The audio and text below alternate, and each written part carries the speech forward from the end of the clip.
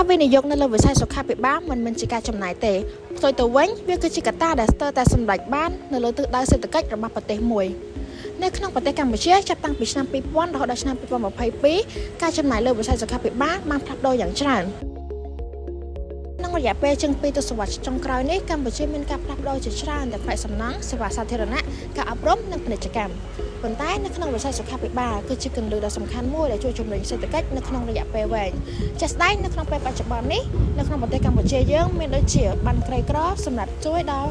ប្រជាពលរដ្ឋដែលមានការខ្វះខាតដែលគាត់មិនមានលទ្ធភាពគ្រប់គ្រាន់ក្នុងការ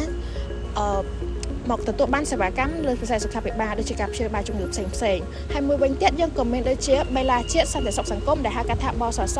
ដែលជួយសម្រួលដល់ប្រជាជនគ្រប់រូបទាំងមូលផងដែរមិនថាជាបុគ្គលិកក៏ដូចជាបច្ចុប្បន្នយើងមានជាបសសដែលមានលក្ខខណ្ឌទៅដល់អ្នកដែលគាត់បើកអាជីវកម្មផ្ទាល់ខ្លួន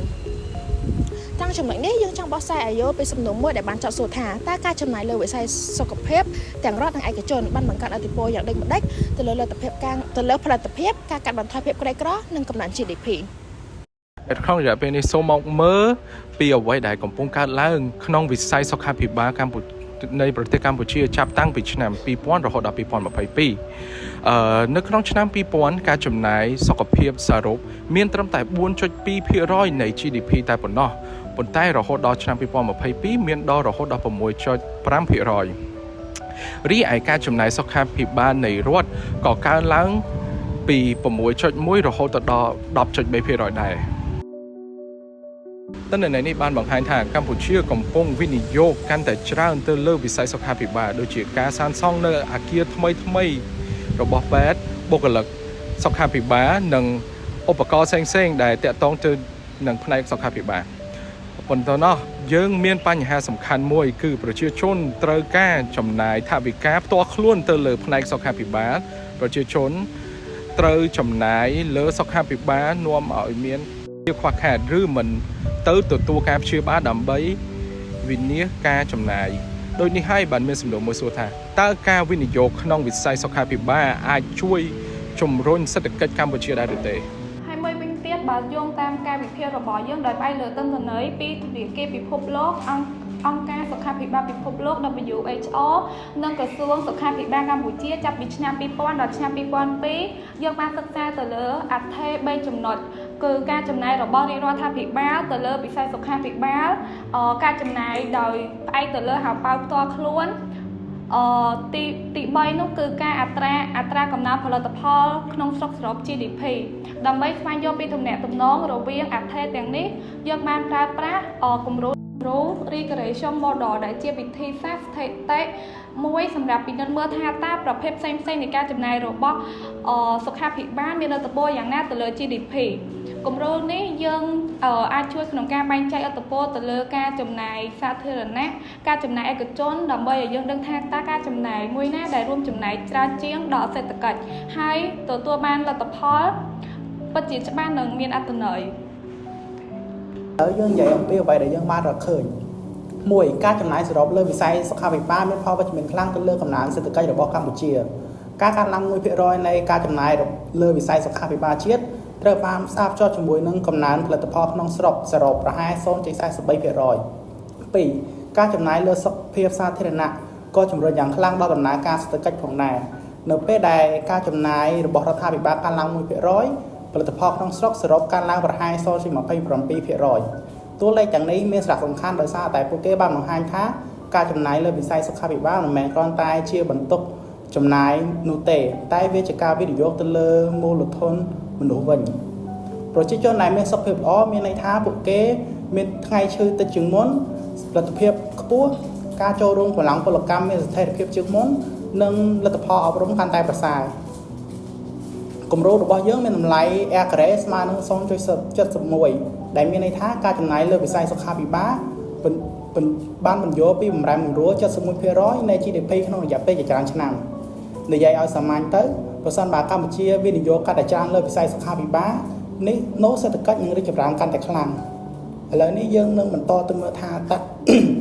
តើនេះមានន័យយ៉ាងណាសម្រាប់ពិភពលោកពិតប្រាកដដូចនេះតើការវិនិយោគលើវិស័យសុខាភិបាលជះឥទ្ធិពលដល់ជីវិតរស់នៅប្រចាំថ្ងៃនៅប្រទេសកម្ពុជាយ៉ាងដូចម្តេចខ្លះ នៅពេលដែលប្រជាជនទទួលបានសេវាសុខាភិបាលដែលមានតម្លៃសមរម្យនិងគុណភាពខ្ពស់អ្នកជំងឺឆាប់ជាសះស្បើយនិងរក្សានៅផលិតភាពការងារកុមារអាចទៅសាលារៀនបានជាប់លាប់គ្រួសារអាចជៀសវាងការធ្លាក់ក្នុងភាពក្រីក្រដោយសារតែការចំណាយលើការព្យាបាល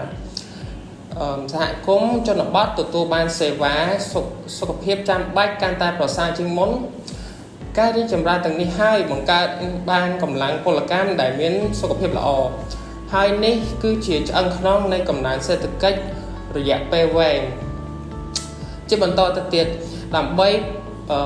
ពង្រឹងវឌ្ឍនភាពនេះនៅកម្ពុជាយើងអាចបង្កើនថវិការដ្ឋសម្រាប់វិស័យសុខាភិបាលកាត់បន្ថយការពឹងផ្អែកទៅលើការចំណាយផ្ទាល់ខ្លួនរបស់អ្នកជំងឺ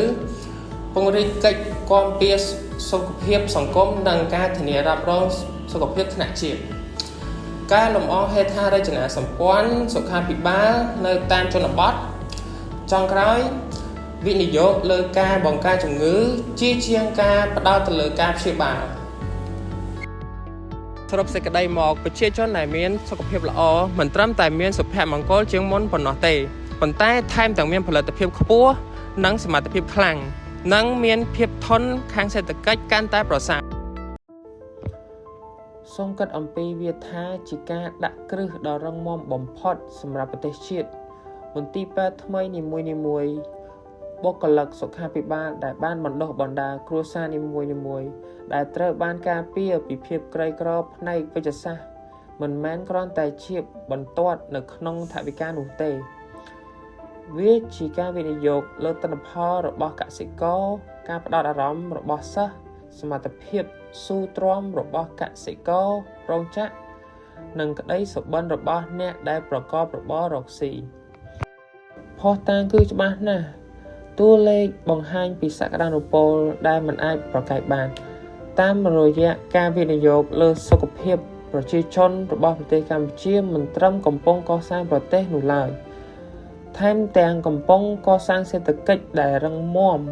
ធន់នឹងភាពច្របូកច្របល់និងវិបុលភាពកាន់តែខ្លាំងសម្រាប់មនុស្សជំនាន់ក្រោយតទៅទៀតនេះគឺជាវិធីដែលយើងអាចបំបែកវដ្តនៃភាពក្រីក្រនៅប្រទេសកម្ពុជាបាននេះគឺជាវិធីដែលយើងអាចកសាងកម្លាំងពលកម្មដែលអាចប្រកួតប្រជែងនៅលើឆាកអន្តរជាតិបានប្រជាជនដែលមានសុខភាពល្អគឺជាប្រជាជនដែលមានផលិតភាពកាន់តែច្រើនដែលមានសមត្ថភាពជំរុញការកែច្នៃទាក់ទាញការវិនិយោគនិងធានាអនាគតមួយដែលប្រជាជនកម្ពុជាគ្រប់រូបអាចរីកចម្រើនបានដូច្នេះយើងម្នាក់ៗត្រូវមានការបដិញ្ញាចិត្តបន្តការគាំទ្រគោលនយោបាយដែលបានផ្ដល់អាទិភាពដល់សុខភាពនិងពង្រីកការចូលប្រើប្រាស់និងការការពារក្រុមគ្រួសារចូលយើងវិនិយោគមិនត្រឹមតែក្នុងការព្យាបាលជំងឺប៉ុណ្ណោះទេប៉ុន្តែក្នុងការចិញ្ចឹមបីបាច់សុខុមាលភាពពេញមួយជីវិតផងដែរនេះគឺជាផ្លូវរបស់យើងទៅមុខកម្ពុជាដែលមានសុខភាពល្អគឺជាកម្ពុជាដែលមានទ្រព្យសម្បត្តិច្រើននេះគឺជាការវិនិយោគដ៏ល្អបំផុតដែលយើងអាចធ្វើទៅបានសូមអរគុណ